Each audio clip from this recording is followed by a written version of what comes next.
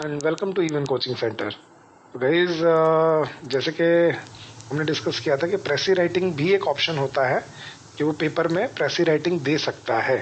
तो आई तो नहीं है आ जाए तो लेटर की जगह पे कभी और प्रेसी राइटिंग डाल सकता है। तो इसको भी आपको पढ़ के समझ आना जरूरी है कि प्रेसी कैसे बनाई जाती है।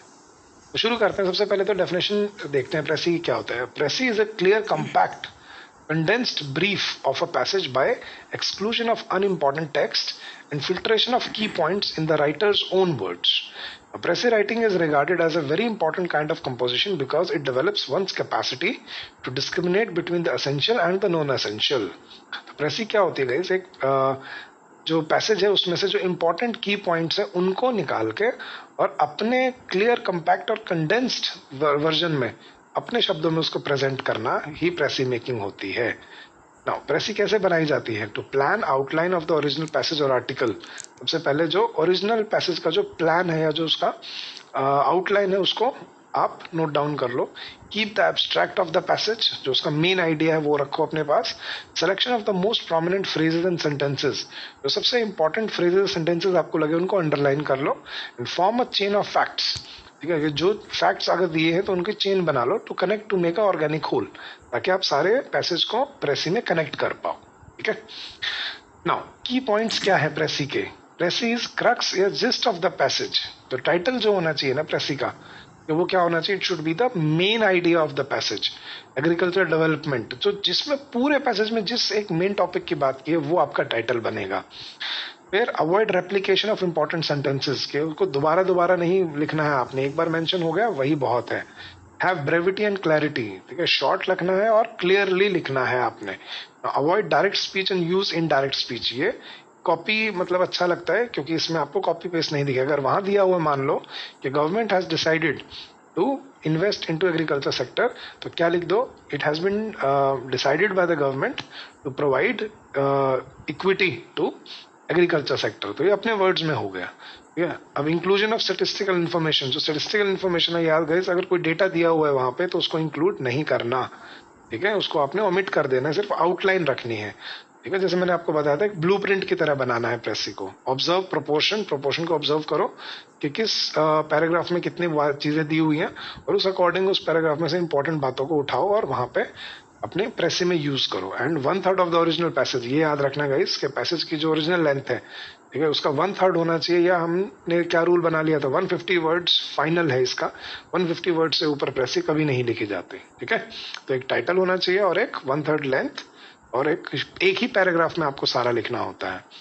अब डूज एंड डोंट्स क्या है प्रेसी राइटिंग के? देखना, start the precis with the main idea so that the reader can quickly understand the essence of the precis. तो प्रेसी का जो फर्स्ट सेंटेंस होता है ना, वो हमेशा मेन आइडिया होना चाहिए प्रेसी का।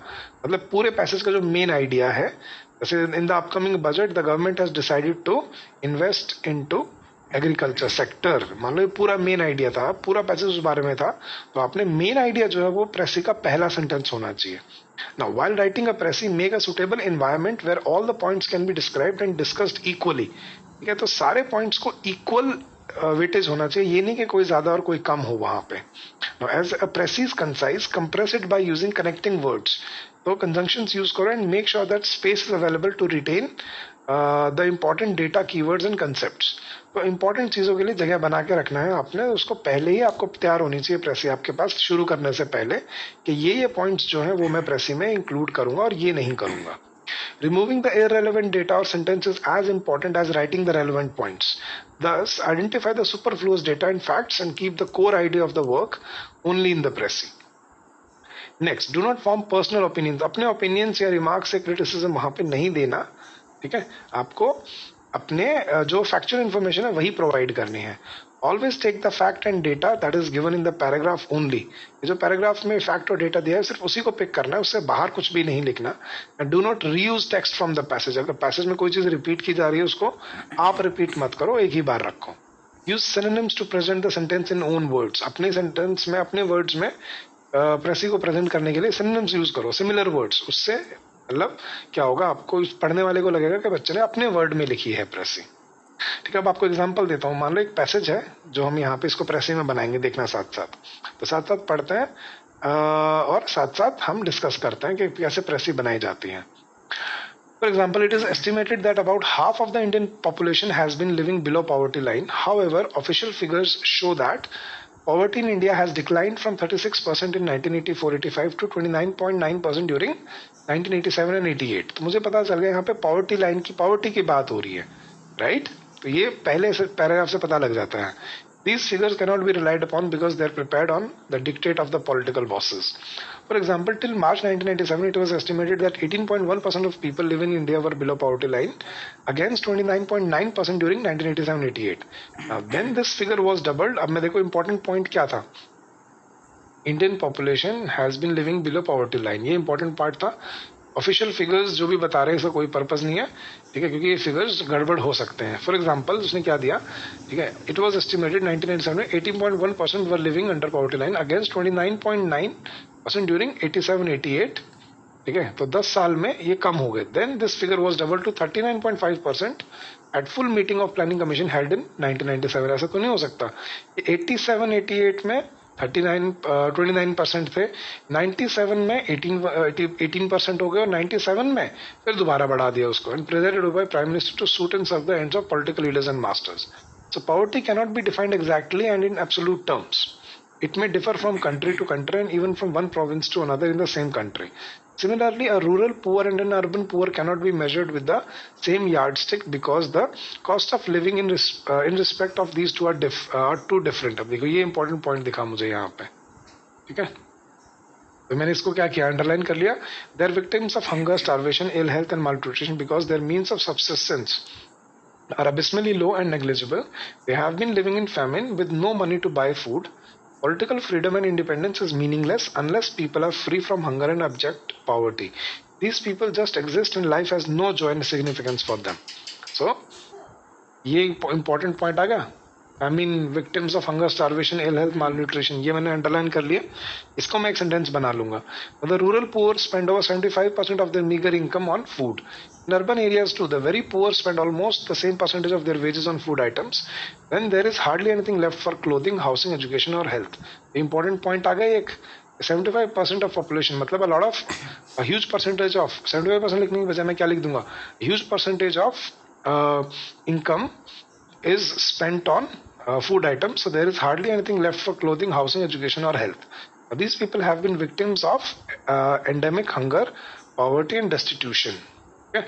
Even the food grains sold through the network of ration and fair price shops at subsidized rates have been beyond their purchasing power. The imbalance between the population, now this is important, the population and the food production is hardly keeping pace with the rapidly increasing number of mouths in the country. Yes. So this is a problem, food scarcity or food security. According to a report, India is one of the 3 countries where 50% of the world's malnutrition children are found. So ये खतरनाक उसने fact के साथ देखो present कर दिया अपना passage. There has been green revolution in food grains production has definitely increased, but this has been in respect of fine and superior food grains like wheat and rice only. The marginal farmers have been further marginalized and the rich peasants and farmers have been benefited from this agricultural revolution. तो अब ये important point आ गया कि economic divide बढ़ता गया है. Development हुई है लेकिन इससे गरीब और गरीब हो गया, अमीर और अमीर हो गया. ये एक सेंटेंस बन जाएगा एक प्रेसी का. There has been improvement in the quality of life and living standards of the upper middle class, but as far as the poor classes are concerned they have been just struggling to make the ends meet. Poverty is not a sin but is definitely a curse which in turn generates such social evils and crimes as theft, dacoity, kidnapping, murder, trafficking, violence, prostitution, extremism, terrorism, etc. तो ये एक important point था क्योंकि poverty generates all these menaces of the society.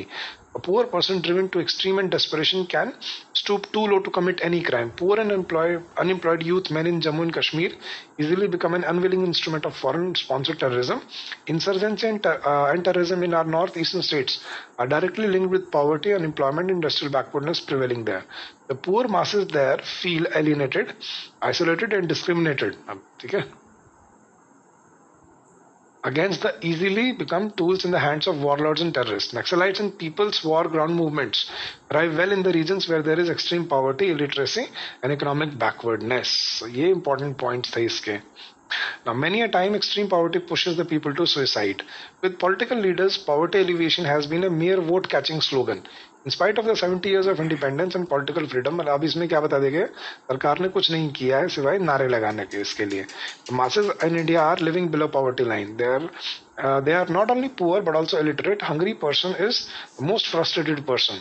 For him, morality, conscience, social order, religion, patriotism, etc. have no value, and even availability of employment, land, water, food grains is further shrinking in the country. The natural resources are already under pressure, resulting in adverse environmental consequences. Fair conclusion दिया उसने. India is a welfare state and it is the duty of the government to see that all its citizens lead a good, meaningful, satisfying and qualitative life. Some of the directive principles like the right to adequate means to livelihood, right to work, protection against unemployment, old age, sickness and disablement, free and universal education up to the age of 14 years should now become part of our fundamental rights and therefore justiciable. The concentration of wealth in the hands of few should be prevented and there should be fair distribution of national wealth among its citizens. Important बात क्या आ गई, right to work, ये सब अब एक law नहीं, अब ये फंडामेंटल राइट बन जाने चाहिए और सभी को हेल्थ सिर्फ कुछ के हाथ में नहीं, सभी के हाथ में लगनी चाहिए. ये पूरा पढ़ के मुझे समझ आया कि मेन जो आइडिया था वो क्या था, पॉवर्टी एलिविएशन. ठीक है, तो अब देखो प्रेसी अगर मैं बनाता तो इसकी देखो क्या बनाता. अब ये इसकी प्रेसी है विद इन 150 वर्ड्स. टाइटल क्या दिया मैंने, poverty which is reality of India. तो मैंने क्या बनाया, poverty in India has been on increase especially in the villages and countryside. In spite of 70 years of independence, there is no perceptible amount improvement in the quality of life and living standards. Millions and millions suffer from starvation and malnutrition. Official figures about the people living below poverty line are not reliable as they're often manipulated. An objective and rational solution in this respect is the need of the hour. Political independence is meaningless without freedom from hunger. Rapidly increasing population has aggravated the situation. India remains one of the top countries where children are malnourished and ill-fed. The Green Revolution has benefited only the rich farmers and affluent people in the society. The poor have become further marginalized here too. Poverty is the curse and root cause of many evils and crimes. Poverty alleviation has become a mere vote-luring agenda with the political leaders. Poverty amidst plenty is the main problem. A proper balance should be maintained between industrial and agricultural growth and expansion. Many of the directive principles enshrined in our constitution need to be made fundamental rights.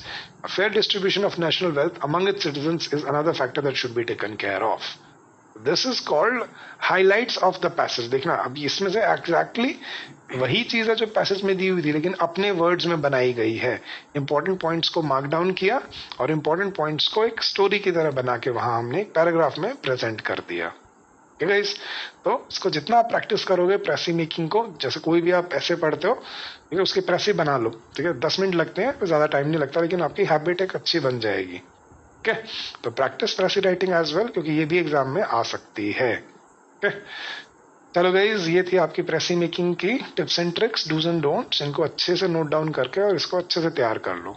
चलो guys, तो all the very best for your exam and for your future, and thank you so much for joining in the course, and happy learning to everyone.